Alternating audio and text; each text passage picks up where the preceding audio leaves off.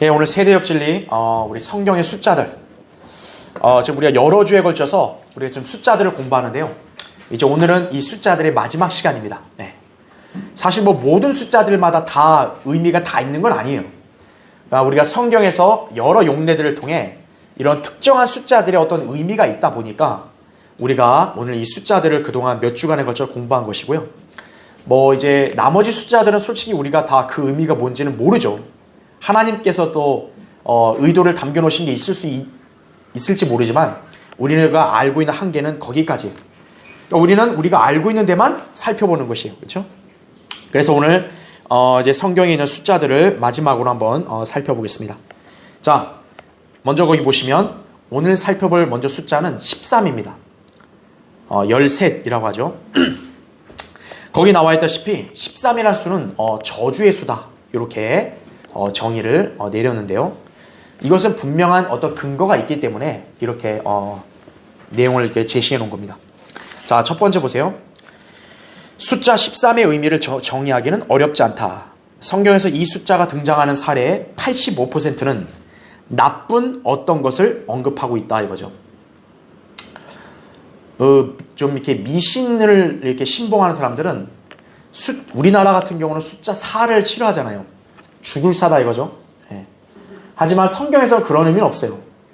그런데 미국에서의 좀 이렇게 미신을 좀 갖고 있는 사람들은 13이라는 숫자를 굉장히 불길하게 여겨요. 네. 그러니까 13이라는 숫자를 불길하게 여기는 것은 이제 그 미국이라는 나라가 원래 기독교 국가로 시작하다 보니까 뭔가 이제 성경적인 용례를 봤을 때 13이라는 숫자가 좀 좋지 않다 이거예요. 네. 그러니까 사실 그거는 좀 근거가 있는 말이에요. 그래서 이제 그 미국 같은 경우는 13이라는 수를 굉장히 좀 안 좋게 본다 이거죠. 근데 이제 그것이 터무니없는 게 아니라 근거가 있다는 거예요. 자, 성경적으로 살펴보면 우선 이 숫자는 저주와 연관해서 또 반역과 연관해서 잘 등장한다. 여러분 이렇게 기억하시면 돼요. 자, 한번 볼게요. 괄호 1번. 성경에서 적그리스도의 첫 번째 유형이 바로 nimnot입니다. 창세기 10장에서 주 앞에서 힘센 사냥꾼이다 라고 얘기했단 말이에요. 그게 좋은 의미가 아니라 하나님 앞에서 자기 힘을 과시하는 대적을 나타내는 거예요. 그 최초의 인물이 아담의 몇 대 후손이냐면 13대 후손이에요. 그러니까 타락한 아담에게서 13번째 후손인 nimnot이 반역을 하는 거예요. 뭔가 의미가 심상치가 않죠. 자, 괄호 2번 보세요. 율법의 저주 그랬습니다. 율법의 저주는 갈라디아서 3장 13절에 나와요. 그 구절은 그리스도께서 우리를 위하여 저주가 되셔서 율법의 저주로부터 우리를 구속하셨으니 이렇게 말이 나옵니다. 그 저주의 표식이 뭐냐면 나무에 매달리는 거거든요. 근데 그것이 이제 그리스도께서 나무에 매달리신 것이 율법의 저주 아래 갇혀있는 우리를 구속하기 위함이라고 했거든요. 근데 그 내용을 증거하는 말씀이 하필 13절이라는 거죠. 또 사람들이 율법의 저주로부터 해방되는 방법이 어디에 나오냐면 사도행전 13장 39절에 나와요. 그 구절에는 모세의 율법으로는 의롭게 되지 못하는데 예수 그리스도를 믿음으로 의롭게 된다는 말이 나와요. 그러니까 모세의 율법의 저주 아래 갇힌 사람은 어때요? 율법으로서는 그 저주에서 해방될 길이 없다라는 거죠. 그것을 증거하는 말씀이 하필이면 사도행전 13장이고요. 9절도 39절이에요. 39는 13 곱하기 3이에요. 그렇죠? 자, 그러니까 이 13이라는 숫자의 의미가 예사롭지 않다는 거죠. 그 다음 밑에 보세요. 괄호 3번. 구약은 39권으로 이루어져 있죠. 그렇죠. 근데 킹제임스 성경, 우리 성경의 구약의 맨 마지막 책이 뭐냐면 말라키 아니에요. 말라키 4장 6절에 나오는 마지막 단어가 뭐냐면 저주예요. 구약이란 책이 39권으로 되어 있는데 39번째 책에서는 바로 뭐가 나오는 거예요? 마지막 구절에 저주란 단어가 나온다는 거죠. 예. 그러니까 이 13이라는 수가 저주라는 의미를 담기에는 증거가 이렇게 명확하다는 거죠. 반면에 신약에서의 마지막 책은 뭐예요? 요한계시록이죠. 요한계시록의 마지막 구절에는 뭐로 끝나냐? 은혜로 끝나요. 우리 주 예수 그리스도의 은혜가 너희와 함께 있을지어다. 아멘. 이렇게 끝난다고요. 자, 구약은 저주로 끝나는데 신약은 뭘로 끝나요? 은혜로 끝납니다. 왜 그러죠? 예수 그리스도께서 우리를 대신하여 율법의 저주를 친히 담당하셨기 때문에 우리는 그 은혜로 저주에서 해방된 거죠. 그래서 신약은 은혜가 나오는 거고 구약은 저주로 끝을 맺는다라는 거죠. 하필 그 구약 성경이 39권이다. 그죠? 39권도 뭐예요? 13 곱하기 3이죠. 자, 그런 의미가 있다고 보시면 되고, 그 다음에 괄호 4번. 자, 예수님께서는 인간의 마음속에 들어있는 악을 총 몇 가지로 열거하시냐면 13가지로 열거하세요. 그 예수님께서 그랬잖아요. 사람이 먹고 배설하는 그게 들어온 게 아니고 사실은 뭐예요? 사람의 몸 안에 있는 게 어때요? 밖으로 나오는 게 그 사람을 더럽힌다 그랬어요. 왜 그러냐면 사람의 마음속에 죄성이 있다 보니까 그 죄성이 밖으로 나옴으로써 어떻게 되는 거예요? 그 사람이 진정으로 더러워지는 거예요. 예. 사람들은 똥을 더럽다 생각하는데 그런 하나님의 관점에서 똥보다 더 더러운 게 뭐예요? 인간의 죄악된 마음이라는 거죠. 그러면 그 죄악된 마음에서 나오는 게 뭐냐 그랬더니 거기 성경 구절 나오죠. 마가복음 7장 21, 22절에 보면 이는 속에서, 즉 사람들의 마음에서 나오는 것은, 자, 여러분 잘 한번 세보세요. 첫째가 뭐예요? 악한 생각. 두 번째가 뭐예요? 간음. 세 번째가 음행. 네 번째가 살인. 다섯 번째가 도둑질. 여섯 번째 탐욕. 일곱 번째 악의. 여덟 번째 사기. 아홉 번째 방탕. 열 번째 악한 눈. 11번째 하나님을 모독함. 12번째 교만. 13번째 뭐예요? 어리석음. 바로 예수님께서는 이 13가지 악이 뭐예요? 인간의 속에서 나온다라고 말하는 것이에요. 그러니까 우리 인간의 육신의 이 죄의 본성을 가졌으면 이런 것들이 언제라도 이렇게 불현듯 나올 수 있다라는 것이에요.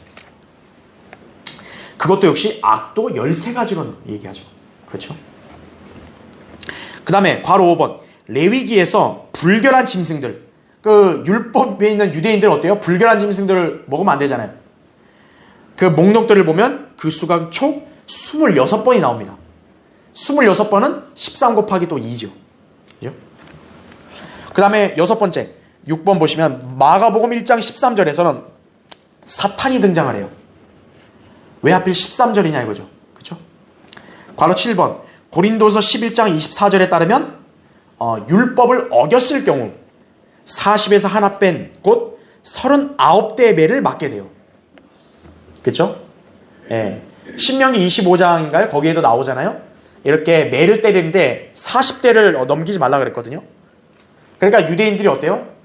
바울을 때릴 때 어떻게 했어요? 40을 넘기면 안 되니까 딱 그 한 대 모자를 39대만 때리는 거예요. 그것도 한 번도 아니고 5번씩이나. 39대. 숫자가 어때요? 13 곱하기 3이죠. 그렇죠? 자, 그렇게 매를 때렸다는 거죠. 그 다음에 괄호 8번. 자, 적그리스도의 유형. 적그리스도의 유형은 여러 가지 인물들이 있는데, 여러분 이제 나중에 한번 우리가 성경을 좀 자세히 공부할 기회가 있겠지만, 적그리스도는 아시리아인이라고도 불려요. 구약의 여러 예언에서. 그러니까 적그리스도라는 인물이 아시리아인이라는 거죠. 그렇게 불린다는 거죠. 근데 그 아시리아 왕이 성경에서 총 몇 번 언급되냐면 13번이 언급이 돼요. 그러니까 이 13이라는 숫자는 특히 적그리스도하고도 많이 연관되어 있다는 걸 볼 수 있는 거예요. 그 다음 밑에 보세요. 괄호 9번. 적그리스도의 숫자인 666과 연관해서 언급되고 있는 성경 구절이 어디에 나오냐? 역대기하 9장 13절에 나와요. 일단요. 거기는 뭐냐면 솔로몬이 1년에 거둬들인 금의 양이 666달란트다 그랬어요. 그것을 나타내는 구절이 하필 역대기하 9장 13절이에요. 그 다음에 에스라 2장 13절에 보면 아도니캄 자손의 수 666명. 지난번에 한번 제가 얘기한 적 있었죠? 그 숫자 아도니캄이라는 단어의 뜻이 반역의 주를 의미하거든요. 그 반역의 이름을 나타내는 자손 수가 666이 나왔다는 거죠. 그걸 또 증거하는 말씀이 13절이에요. 그 다음에 적그리스도의 숫자 666을 나타내는 구절이 성경이 어디 나와요? 요한계시록 13장에 나옵니다. 마지막 책의 13장에서 적그리스도 거짓 선지자 그 다음에 666표 다 나오죠. 다 거기에 연관되면 어떻게 되는 거예요? 저주받는 거죠. 그러니까 이 13이라는 수가 분명히 저주와 연관되어 있다는 것이 이런 다양한 용례들이 많이 나온다는 거죠. 그렇죠? 그래서 괄호 10번 보세요. 이처럼 숫자 13은 그 자체로도 그렇고요. 또 그 숫자의 배수, 뭐 13에다 2를 곱해서 26 나오든 39 나오든, 그렇죠? 그런 경우까지 살펴보면 그 의미가 명확하다. 그 숫자는 분명 나쁜 것, 곧 저주와 연관되어 있음을 볼 수 있다라는 것이죠. 그래서 13이라는 숫자가 이렇게 성경의 여러 용례를 보면 분명히 저주받을 것과 연관되어 있다는 것이에요. 자, 그런데 이제 두 번째 보세요. 특히 숫자 13, 이것을 우리가 더 명확하게 볼 수 있는 데가 어디냐면 신약에서 바로 유다 이스카리옷이에요. 자, 예수님을 배반한 자, 마귀가 육한 유다 이스카리옷과 연관해서는 이 숫자 13이 굉장히 잘 연결되어 있어요. 실제 보세요. 왜 미국 사람들이 13이라는 숫자를 싫어했던 이유가 바로 가장 기본적인 직접적인 이유가 이거예요. 예수님이 계시고 그 다음에 제자들이 총 몇 명이에요? 12명 있었죠. 합치면 총 숫자가 몇 명이에요? 13명이죠. 순번을 봤을 때 항상 뭐예요? 맨 마지막은 유다 이스카리옷입니다. 그 예수님 그 성경에서 12제자들을 그 이름을 열거할 때 항상 맨 마지막에 나오는 인물이 누구예요? 유다 이스카리옷이에요. 그러니까 예수님을 1번으로 해놓고 이렇게 딱 순서를 보면 뭐예요? 유다 이스카리옷은 순번이 13번째가 되는 거죠. 그래서 13이라는 수가 연관되어 있다는 거죠. 그 다음 밑에 보세요. 괄호 1번. 자, 유다 이스카리옷. 이것을 영어로 이렇게 지금 여러분 가로에 보시면 그 영어로 이름 나오죠? 여러분 거기 철자를 다 세보면 총 몇 개가 돼요? 13개가 됩니다. 그러니까 우리나라 단어는 아닌데 이 영어 킹제임 성경으로 영어 단어 유다 이스카리옷을 딱 철자를 다 세보면 13개가 나오는 거예요. 이렇게 우연치고는 좀 너무 이렇게 좀 예사롭지 않잖아요. 그렇죠? 괄호 2번 보세요. 자, 이건 한번 찾아볼게요. 거기 요한복음 한번 찾아보세요. 요한복음 13장 13절 한번 보세요.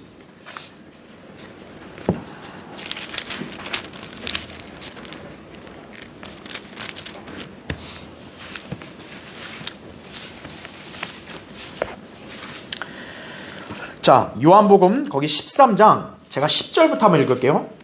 지금 이것은 이제 예수님께서 제자들의 발을 씻겨주신 거예요. 그러니까 이제 베드로가 어떻게 제 발을 씻게 합니까?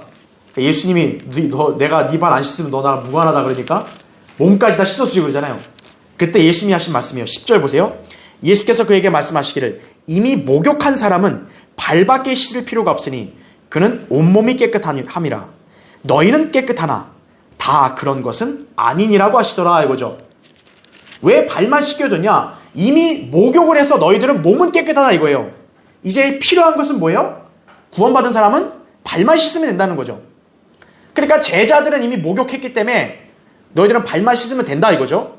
그런데 주님이 여기서 의미심장하게 하신 말씀 뭐냐면 너희가 깨끗해도 다 그런 게 아니다는 거죠.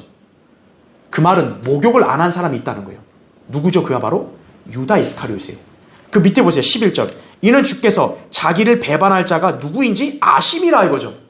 바로 목욕 안 한 사람이 누구라는 거예요? 그 다음 절에 보니까 배반할 사람이라는 거죠. 그러므로 말씀하시기를 너희가 다 깨끗한 것은 아니니라고 하신 것이라 그랬어요. 자, 13절 보세요. 너희는 나를 선생이라 또 주라 부르니 너희 말이 옳도다. 이는 내가 그렇기 때문이라 그랬죠. 자, 여기서 지금 나온 단어가 예수님을 부를 때 주가 우선이 아니라 지금 뭐가 먼저 나왔어요?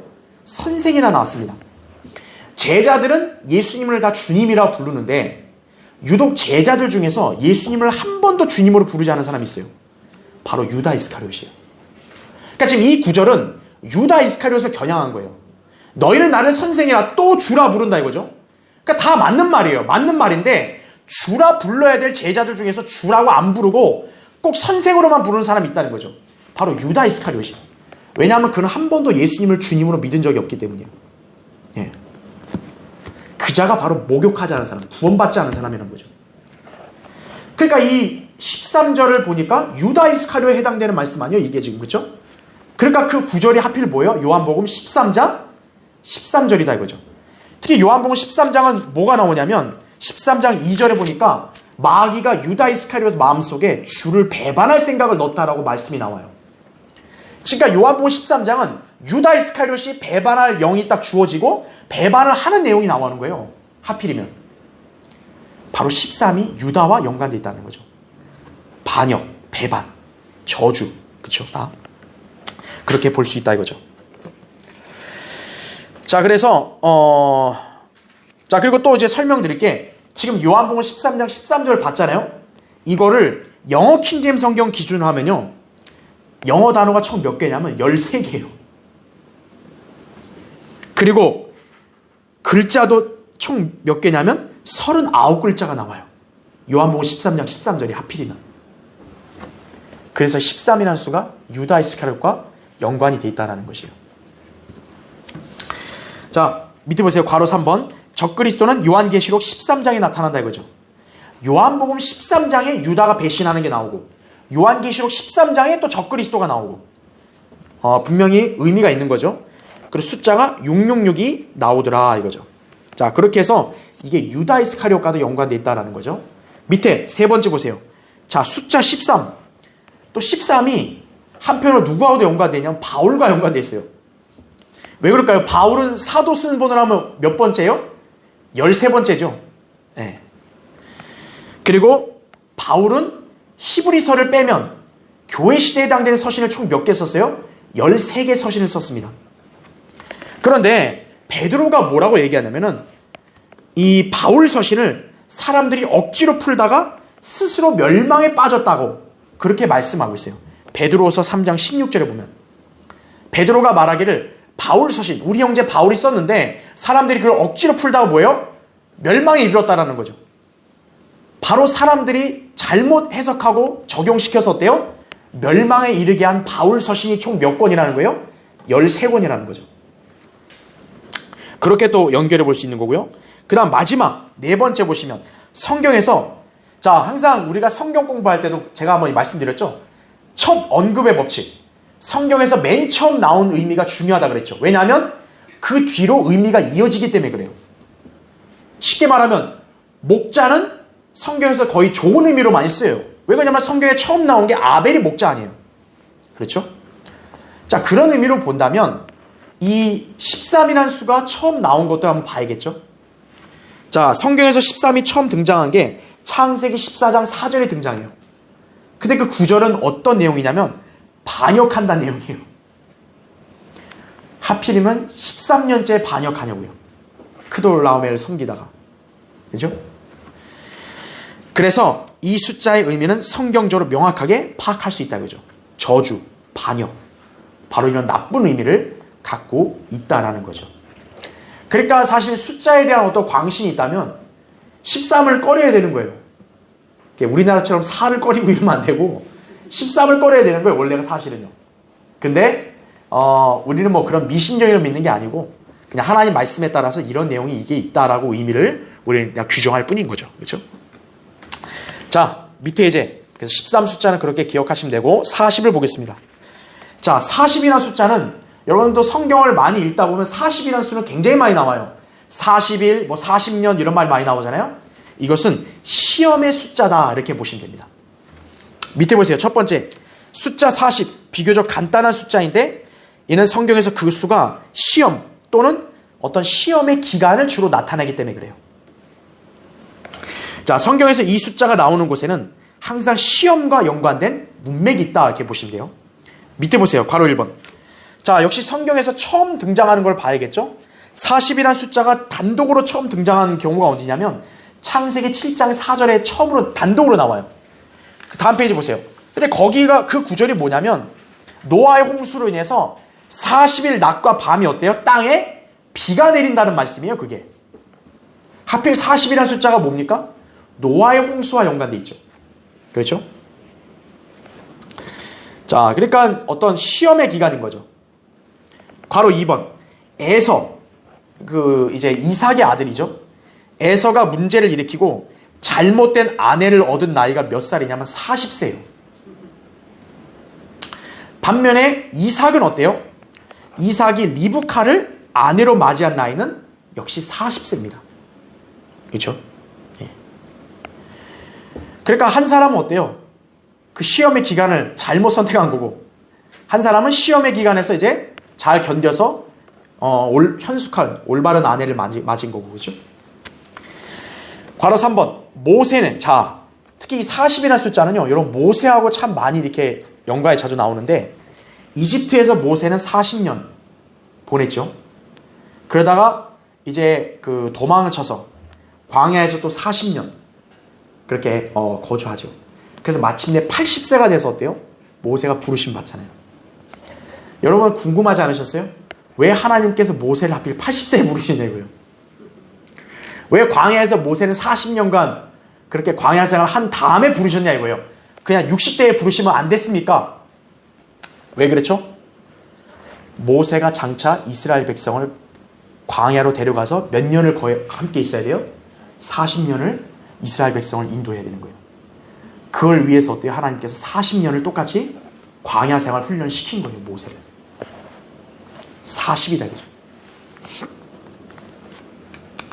자, 그래서 또 이스라엘 자손과 함께 광야에서 총 40년. 그러니까 그러니까 120세에 죽었잖아요.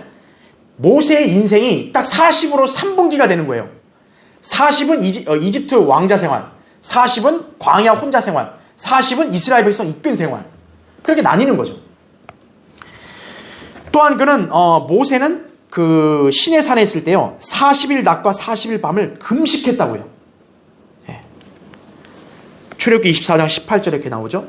그 다음에 괄호 4번 민수기 13, 14장에서 이스라엘이 카데스바네아에서 12 정탐꾼들을 보내 카나안 땅을 정탐한 기간이 총 며칠이에요? 40일입니다. 40일이나 시험의 기간, 이것을 잘 갔다 와서 여호수아 칼렙처럼 했으면 유업을 얻는 건데 10명의 정탐꾼들이 어때요? 믿음 없음으로 그 시험에서 실패한 거죠.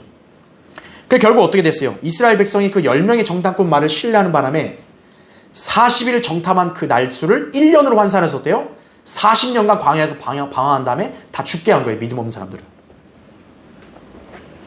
40이라는 숫자 의미심장하죠. 밑에 괄호 5번 열왕기상 19장 8절에 따르면 선지자 엘리야는 40일 밤낮을 아무것도 먹지 않고 가서 하나님의 산 호렙에 이르렀다 이거죠. 이것은 시험을 위해 주어진 날들과 기간이었다라는 거죠. 모세도 40일 밤낮을 금식했죠. 엘리야도 어때요? 40일 밤낮을 금식을 했죠. 그 다음에 밑에 괄호 6번 예수 그리스도께서도 어때요? 시험을 받으시러 광야에 가셔서 역시 며칠을 금식하세요? 40일 밤낮이. 그러니까 모세, 엘리야, 예수님은 굉장히 연관성이 많은 거예요. 똑같이 40일 밤낮을 금식하셨다는 거죠. 그러니까 이걸 통해서 보면 40이라는 숫자가 뭔가 시험의 기간과 연관이 많다라고 볼 수 있는 거죠. 자, 두 번째 보세요. 자, 숫자 40. 어떤 시험의 기간도 되지만 또는 어떤 사실에 대한 문제 및 결과가 결정되기까지 거쳐가는 중간의 과정으로도 의미가 있다라는 거죠. 그러니까 쉽게 이거를 다시 한번 정의하면 뭐냐면 어떤 일에 대한 어떤 딱 문제나 결과가 딱 이제 이루어져야 되는데 그 이루어지기까지 뭐예요? 임시적으로 잠깐 거쳐가는 과정. 약간 그런 개념으로 볼 때도 40이라는 숫자가 등장하더라 이거죠. 자, 보세요. 괄호 1번. 이스라엘 자손이 40년 동안 광야에 거했다는 언급은요, 상당히 많이 나와요. 신약의 히브리서 3장에도 나오고요. 민수기 14장, 신명기에도 나옵니다. 40년. 자, 순서를 보세요. 이스라엘 백성이 출애굽을 했단 말이에요. 광야로 들어왔단 말이에요. 광야에서 이제는 어때요? 카나안 땅, 안식의 땅, 하나님이 마침내 약속한 그 땅으로 이제 들어가는 거죠. 그 기간이 몇 년 걸린 거예요? 40년이 걸린 거예요. 그러니까 일종의 광야 생활은 시험 관문이자 어떤 유업의 땅으로 들어가기 위한 과정이었던 거죠. 그게 왜 하필 40이었냐 이거죠. 네. 그래서 사실은 이제 일반 교회들은 이스라엘의 광야 생활을 영적으로 성도들의 어떤 그런 고난, 어떤 믿음 생활에 비유하기도 해요. 네. 그러니까 왜 그러냐면은 바로 그 광야가 일종의 시험 과정이었다라는 거죠. 이스라엘 백성에게는. 물론 영적으로도 그렇게 교훈을 받을 수 있겠죠. 그렇죠? 네. 하지만 교리적으로 본다면 광야 생활은 이따 다시 설명드리겠지만 이스라엘 백성에게 있어서 뭐냐면 대환란의 예표인 거예요. 대환란이 지나였대요. 이스라엘 백성은 천년왕국의 안식으로 들어가는 거죠. 이스라엘 백성이 구약에서 뭐예요? 바로 광야 생활을 거쳐야 어때요? 이제 안식의 땅, 하나님이 약속한 땅인 카나안 땅으로 들어가게 되는 거죠. 그것이 더 적합한 거다 이거죠. 그러니까 광야는 일종의 뭐예요? 중간 과정이었던 거죠. 하나님께서 이스라엘에게 약속하시고 이스라엘이 마침내 차지해야 될 그 안식을 얻기까지 거쳐가야 될 과정이었던 거죠. 자, 2번 보세요. 괄호 2번. 재판관기 3장 11절과 8장 28절. 거기 보면 재판관 온니엘과 기드온 시대에 이스라엘 땅이 각각 40년 동안 안식했다고 말합니다. 근데 참 공교롭게도 뭐냐면 40년 안식이 끝나자 어떻게 되냐? 배교와 타락이 나와요. 그러니까 이스라엘 백성이 어때요? 하나님께 부르짖어서 하나님이 구원해 주셨단 말이에요. 재판관 통해서. 그런 다음에 어때요? 이들이 그때는 신실하더니만 40년 안식하고 나니까 어때요? 다시 또 악을 행하는 거예요. 어떤 과정으로 바뀌는 과정이 있었던 거죠. 그 다음에 괄호 3번. 사무엘상 4장 18절에 의하면 제사장 엘리 제사장 여러분 아시죠? 40년간 이스라엘을 재판했어요. 이것은 이스라엘의 위대한 재판관 사무엘이 등장하기까지 필요했던 어떤 임시적 기간으로도 볼 수 있는 거죠. 그렇죠? 네. 엘리가 오래 재판했는데 하나님은 딱 사무엘을 어떻게 보면 일종의 마음에 두신 거 아니에요. 사무엘이 이스라엘 위대한 재판관으로 등장하기까지 그 기간이 있어야 될 거 아니에요. 어떻게 보면 그 기간에 그 과정을 엘리가 대체하고 있었던 걸로 볼 수 있는 거죠. 괄호 4번. 이스라엘의 초대왕 사울. 여러분 사울이 몇 년을 이스라엘 통치합니까? 40년을 통치해요. 사도행전 13장 21절에. 다윗도 몇 년을 통치해요? 40년을 통치합니다. 또 솔로몬도 몇 년 통치해요? 40년을 통치해요. 그 참 희한하다고요. 사울도 40년, 다윗도 40년, 솔로몬도 40년이죠. 특히 다윗과 솔로몬은 모두 예수 그리스도의 재림과 연관되어 있는 인물들이죠. 자, 한번 나눠본다면 사울이 40년간 통치하는 기간 동안 어때요? 다윗이 등장하기에 어떤 일종의 과정이었던 거죠. 그렇죠?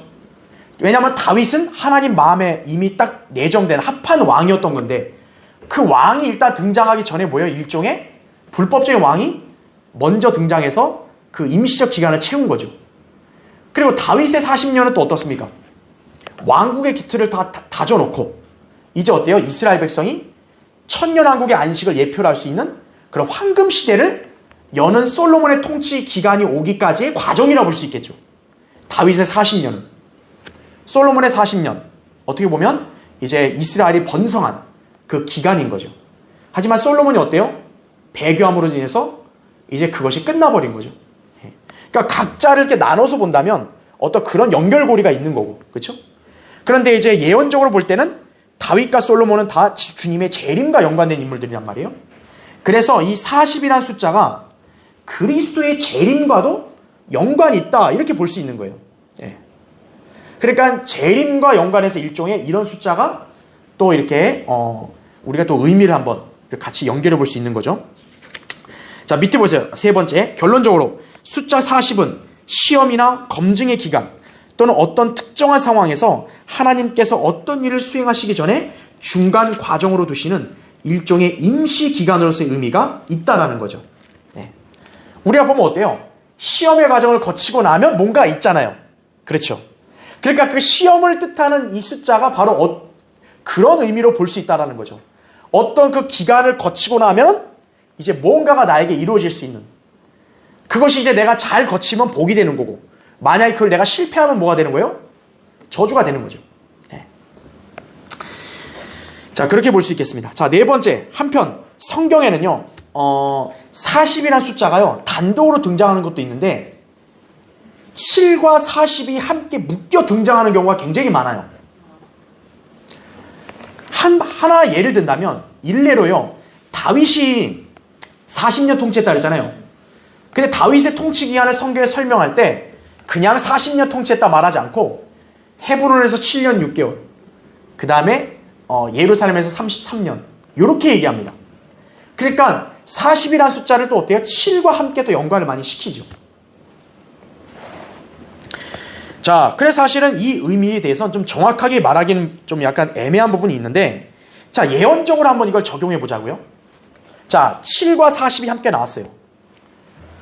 아까 40이 좀 재림과 연관됐다라는 말씀 드렸잖아요. 다윗과 솔로몬 통치 기간을 통해 볼 때. 그러면 7, 여러분 딱 7하면 뭐가 떠올라요? 7년 대환란이 떠오르잖아요. 대환란 다음에 뭐가 있어요? 재림이 있잖아요. 그리고 이제 마침내 하나님이 약속하신 그 왕국이 이루어지는 거죠.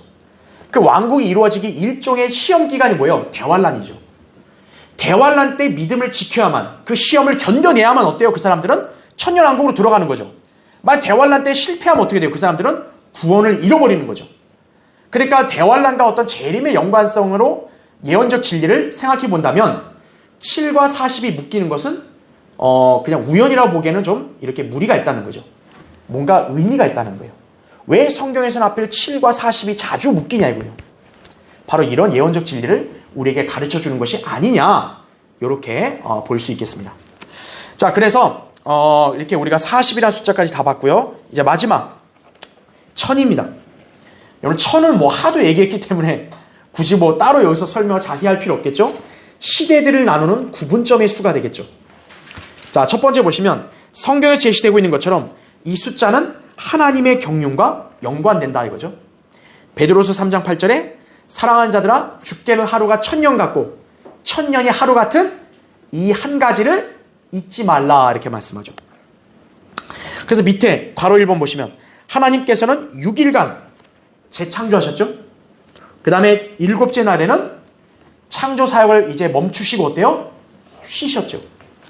하루를 1000년으로 환산해 본다면 결국 6일, 6000년을 일하는 기간이고 마지막 7번째 1000년은 뭐예요? 안식하는 기간이다. 이러한 어떤 예언적 진리 우리가 살펴봤었죠. 그렇죠? 그래서 밑에 괄호 2번 보시면 요한계시록 20장에서는 1000년이라는 단어가 그래서 6번 등장해요. 시대들이 나누어지는 구분점 기준을 본다면요, 이 1000년 단위로도 굉장히 몇몇 가지 사건들이 있어 왔어요. 근데 지금 그걸 다 하기에는 시간이 없기 때문에 그러니까 여러분에게 설명만 간단히 드리는 거고요. 어쨌든 6000년을 인류 역사라고 봤을 때 각 1000년이 6번이 나와요. 요한계시록 20장에는. 바로 그걸 왜 그러냐면 요한계시록 20장이 천년왕국을 나타내는 예언의 장인데 바로 6000년이 지난 다음에 천년왕국이 온다라는 거죠. 그래서 요한계시록 20장에 예수 그리스도가 재림을 19장에서 재림하시잖아요. 재림하고 난 다음에가 뭐예요? 20장 천년왕국이 시작된다 이거죠. 즉 6000년이 지나면 그리스도께서 재림하시고 7번째 천년에 천년왕국이 이제 돌입을 하게 된다라는 거예요.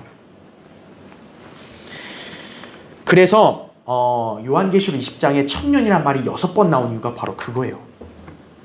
일반 개신교회들은 그 진리를 전혀 알 수 없어요. 예. 그 천년을 상징적으로만 생각한다고요. 이 나라 교회 개신교회들은 대다수가 뭐냐면 무천년주의, 후천년주의예요. 즉 뭐냐면 예수님이 재림을 하셔서 천년왕국을 세우시는 게 아니라 인간들이 이 땅에서 평화와 안식을 다 이루어놓고 예수님이 오신다. 이게 후천년주의고, 무천년주의는 뭐예요? 아예 예수님은 이미 교회에 왔다 이거죠. 지금 여기에 예수님이 다 왔다는 거죠. 그러니까 왕국 시대가 곧 뭐예요? 교회 시대가 곧 왕국 시대라는 거죠. 지금 예수님은 교회를 통해서 통치하신다 이거예요. 그게 무천년주의죠. 그것이 바로 얼마나 성경의 무지한지를 여기서 알려주는 것이에요. 천년, 시대를 구분하는 구분점이에요. 그래서 창조사역과 하루 1000년으로 대비해보면 7번째 천년, 안식년이 되는 거고, 그렇죠? 인류 역사는 6000년이 된다. 이걸 우리가 배울 수가 있는 겁니다. 자, 이제 결론적으로 보세요. 수많은 숫자들 중에서 성경적으로 그 의미를 찾아볼 수 있는 숫자들을 살펴보았어요. 숫자의 창조주께서는 질서 있게 일하세요. 하나님은 뒤죽박죽 일하시는 분이 아니에요. 예.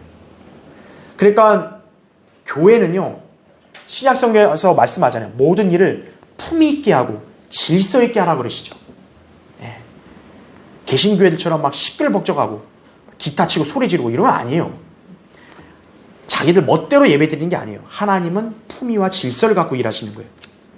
주님이 바로 그런 분이심을 숫자들의 진리를 통해서 우리에게 보여주시는 거예요. 주님이 아무렇게나 일한 게 아니라 일하실 때 이런 특정한 숫자와 연관된다는 것은 그만큼 하나님은 질서의 하나님이시라는 거예요. 예. 그래서 숫자는요, 때론 하나님의 법칙을 엿볼 수 있는 수단이 되기도 하는 거예요. 자, 이로써 우리는 숫자를 창조하신 분이 바로 누구예요? 주님이시라는 걸 알 수 있는 거고, 그 숫자로 인해 하나님의 경륜과 또 그에 따른 진리들을 우리는 배울 수가 있다라는 사실입니다. 지금. 자, 여러분들이 그동안 배웠던 이 성경의 숫자들, 우리가 이걸 통해서 뭐 단정적으로 말하지 못한 것도 있는데, 그러나 이런 의미들을 알고 있다면 여러분이 성경 앞으로 읽고 공부할 때 더 이해하기가 수월할 거라 그렇게 믿습니다. 자, 다음 시간에 이제 다른 주제를 더 하겠습니다.